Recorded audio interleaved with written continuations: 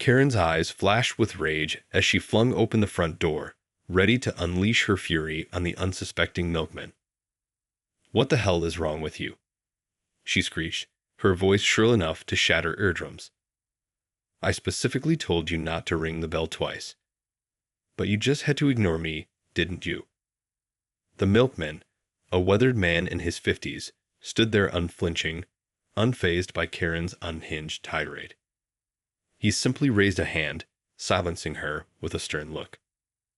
"Ma'am, I have something to show you," he said calmly, reaching into his pocket. He produced a small recording device and pressed play. The sound of a single doorbell chime echoed in the morning air, followed by a long pause.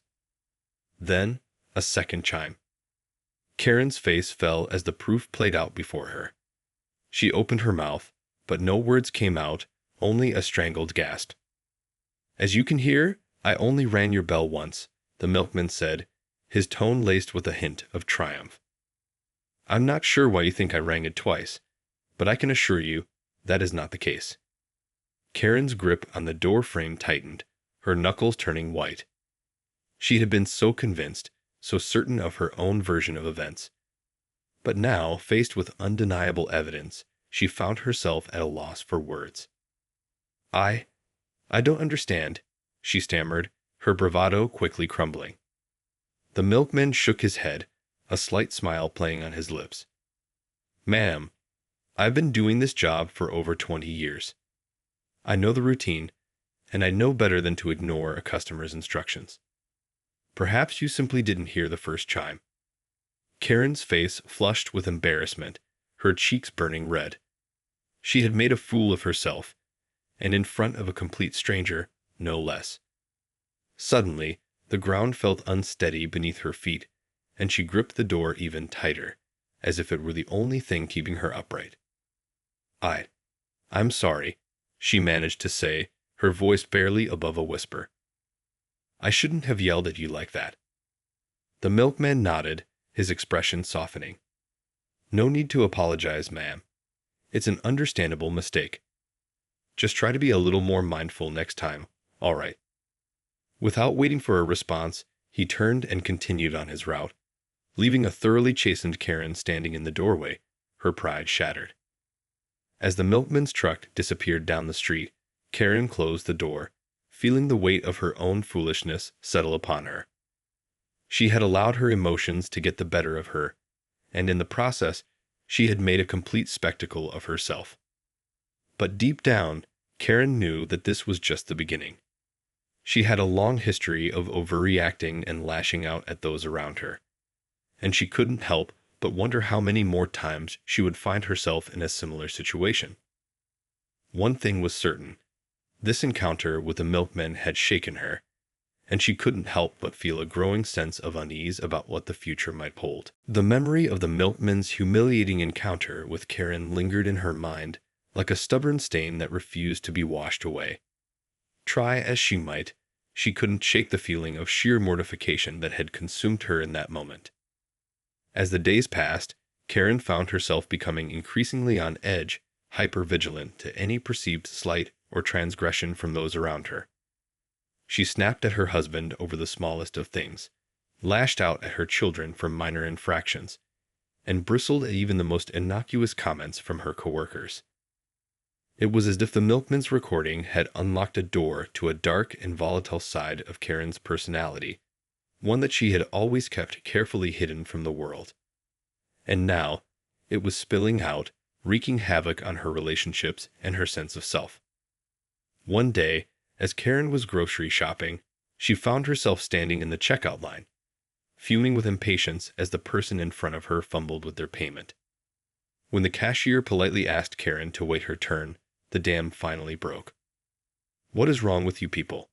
Karen growled, her eyes narrowing to slits. "Can't you see I'm in a hurry? I don't have all day to stand here while you waste my time."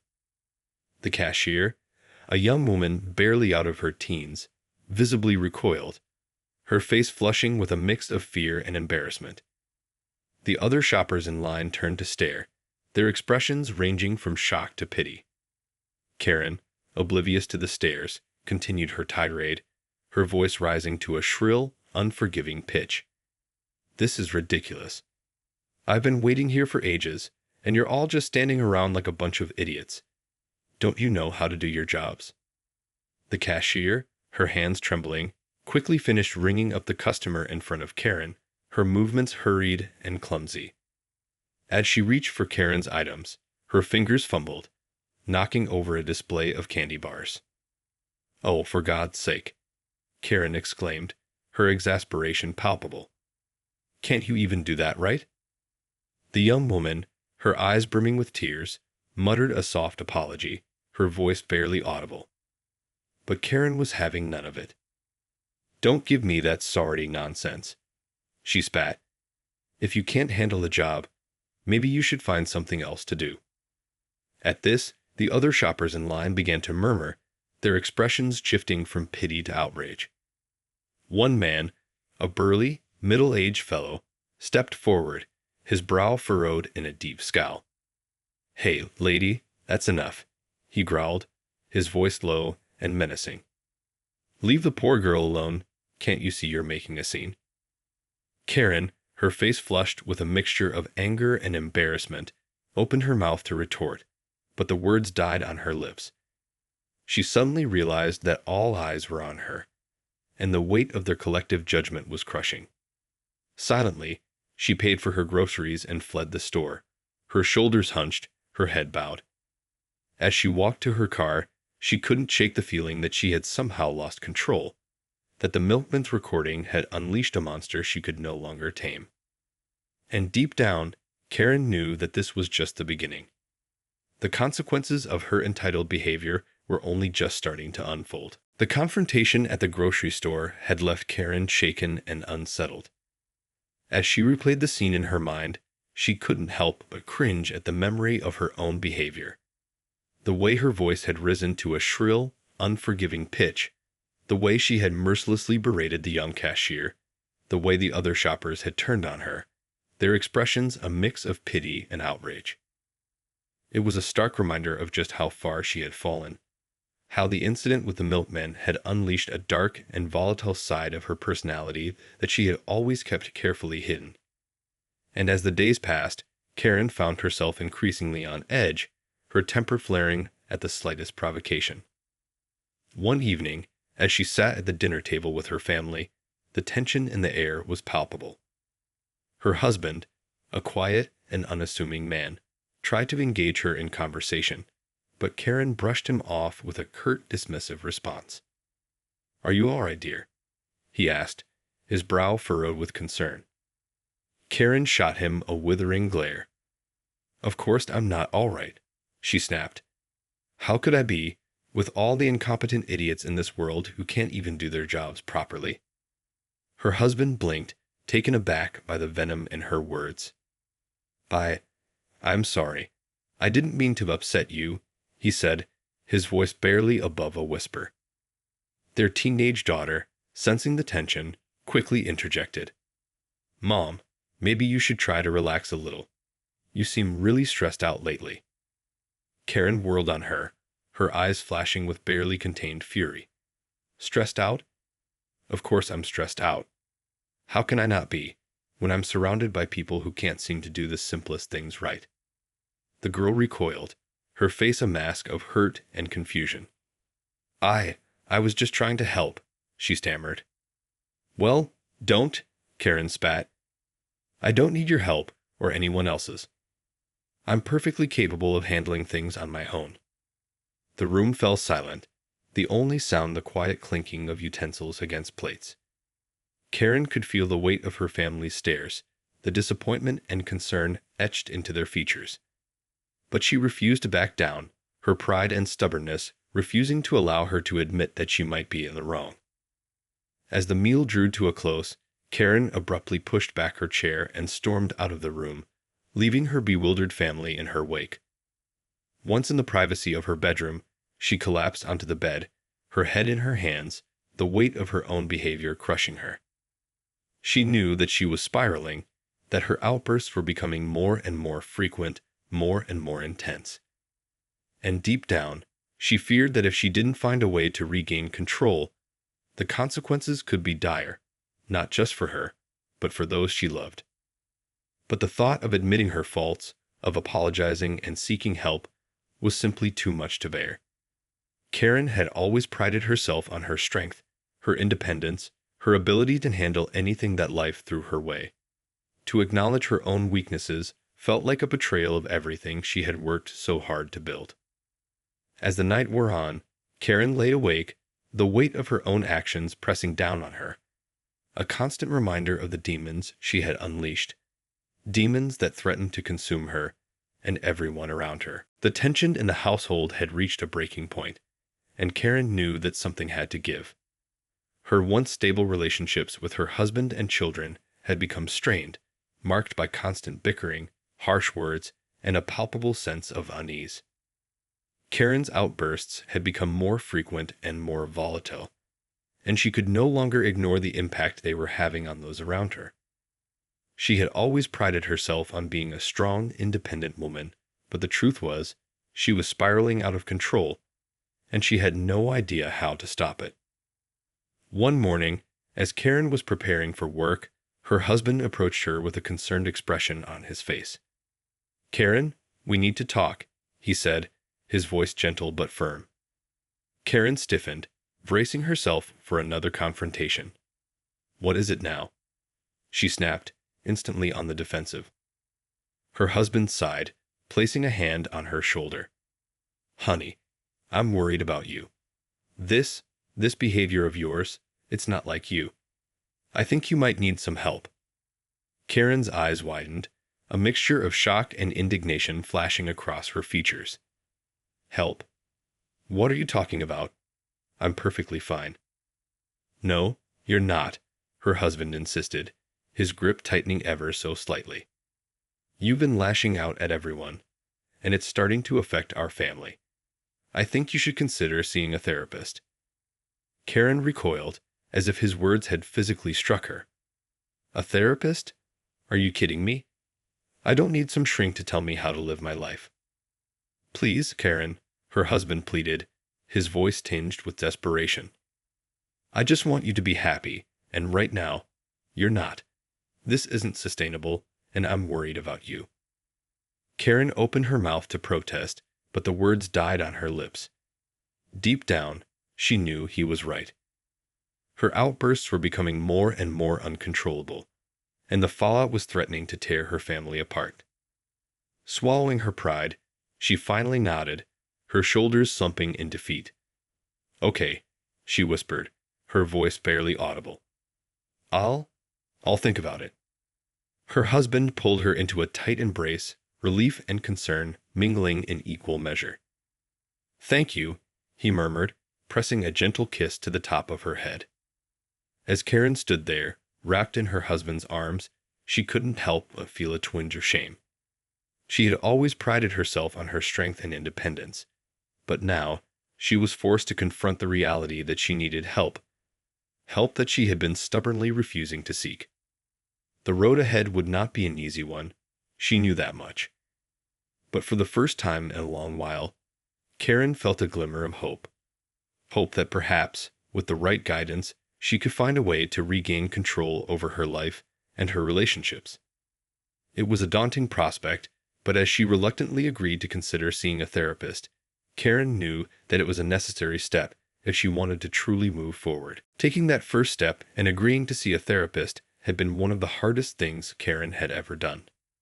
It went against every fiber of her being, her pride, her independence, her belief that she could handle anything life threw her way. But as she sat in the therapist's office, her heart pounding in her chest, she couldn't deny the sense of relief that slowly began to wash over her. For the first time in what felt like an eternity, she was finally willing to confront the demons that had been haunting her, to delve into the root causes of her outbursts and volatile behavior. The therapist, a kind-faced woman in her 50s, listened intently as Karen recounted the incidents with the milkman and the grocery store cashier. She nodded thoughtfully, her eyes filled with empathy and understanding. "It sounds like you've been through a lot, Karen," the therapist said, her voice soothing and reassuring. These types of emotional outbursts can be a sign of deeper underlying issues, and I'm here to help you work through them.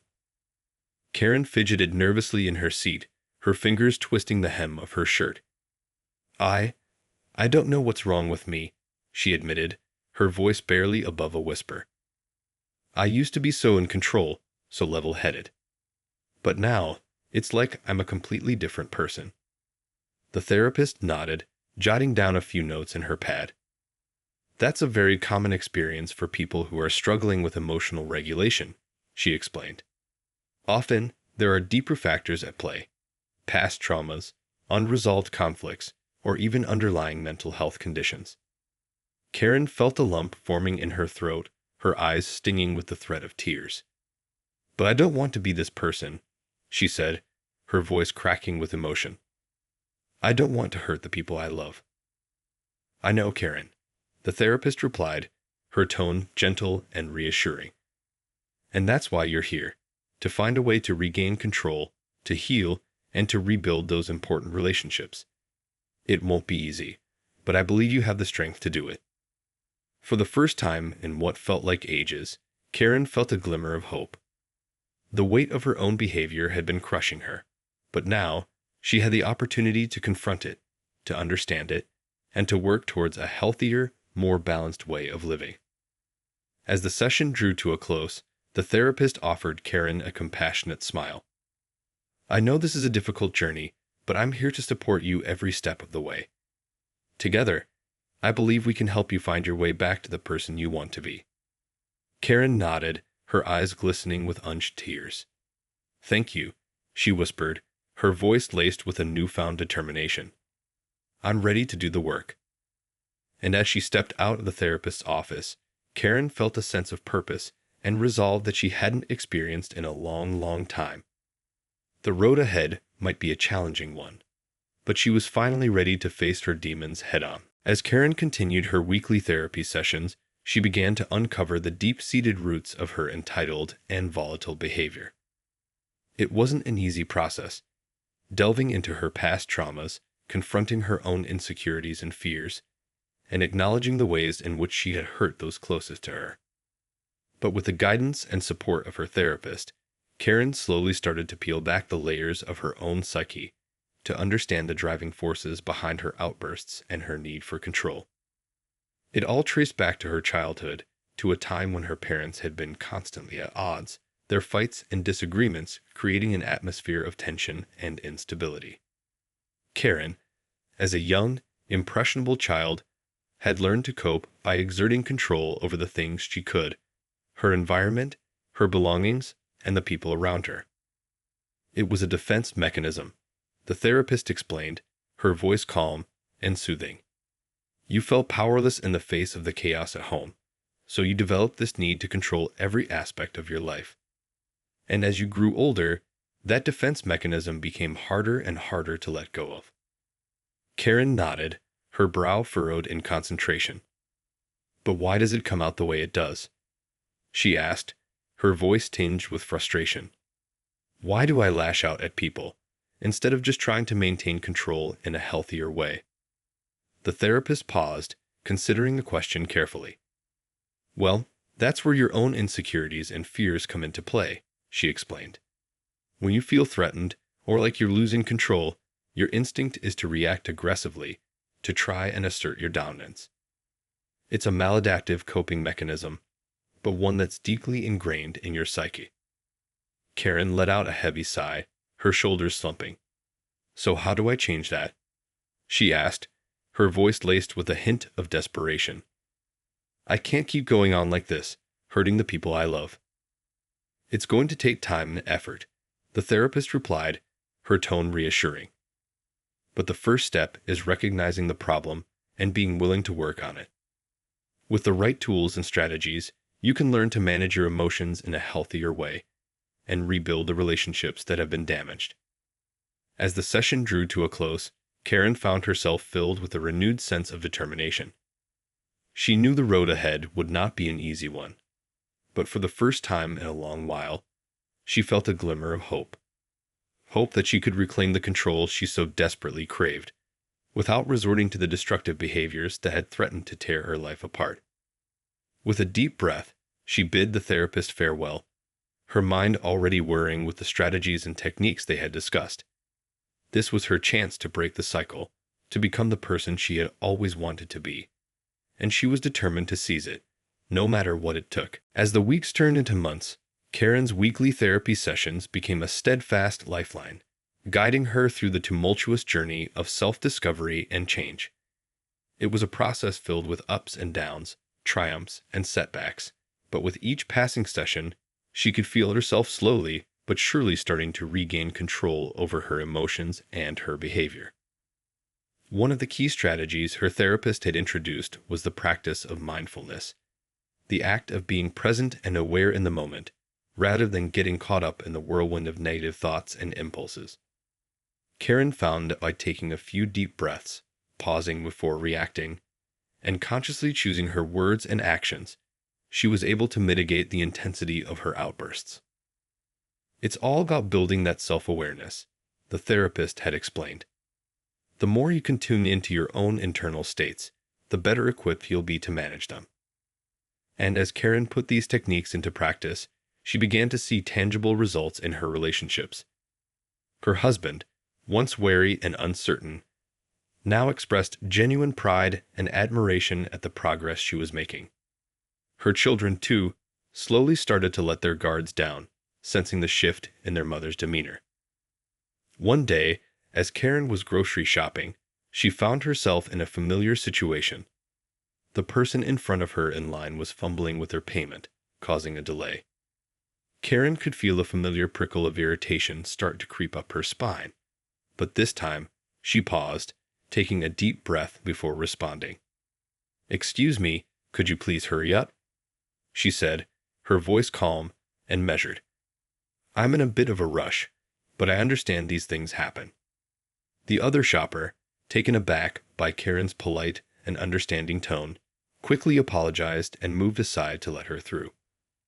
Karen, in turn, offered a warm smile and a nod of gratitude. As she walked to her car, Karen couldn't help but feel a sense of pride and accomplishment. This was the kind of response she had been striving for, one where she could assert her needs without resorting to aggression or entitlement. It was a small victory, to be sure, but one that filled her with a renewed sense of hope and determination. And as she reflected on the journey she had been on, Karen couldn't help but marvel at the transformation she had undergone. She was no longer the same person who had lashed out at the milkman and the grocery store cashier. She was someone who was learning to navigate the world with compassion, empathy, and a newfound sense of self-control. It was a work in progress, to be sure, but Karen knew that she was on the right path. And as she drove home, her heart filled with a sense of renewed purpose and optimism, she couldn't wait to share her latest triumph with her therapist, and with her family, the people who had stuck by her through it all. As Karen stepped out of the therapist's office, a broad smile spread across her face. The session had been a triumph, a culmination of the hard work and dedication she had poured into her journey of self-discovery and transformation. It had been a long and arduous process, one filled with moments of frustration, self-doubt, and the constant temptation to revert to her old, destructive patterns of behavior. But with the unwavering support of her therapist and the unwavering love and patience of her family, Karen had persevered, steadily chipping away at the deeply ingrained habits that had once threatened to consume her. And now, as she walked the familiar path home, Karen couldn't help but feel a profound sense of pride and accomplishment.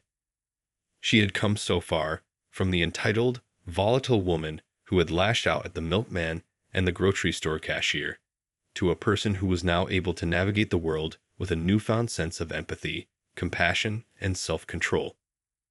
As she turned the key in the front door, Karen was greeted by the warm embrace of her husband, who had been anxiously awaiting her return. "How did it go?" he asked, his voice filled with a mixture of hope and concern. Karen beamed, her eyes glistening with unshed tears of joy. "It was amazing," she replied, her voice barely above a whisper. I feel like a new person." Her husband's face lit up with a relieved smile, and he pulled her in for a tight hug. "I'm so proud of you, Karen," he murmured, his hand gently stroking her hair. "I always knew you had it in you." Karen nodded, her own arms wrapping around her husband's waist. "It's all thanks to you, and the kids, and my therapist," she said, her voice thick with emotion. "I couldn't have done it without your support."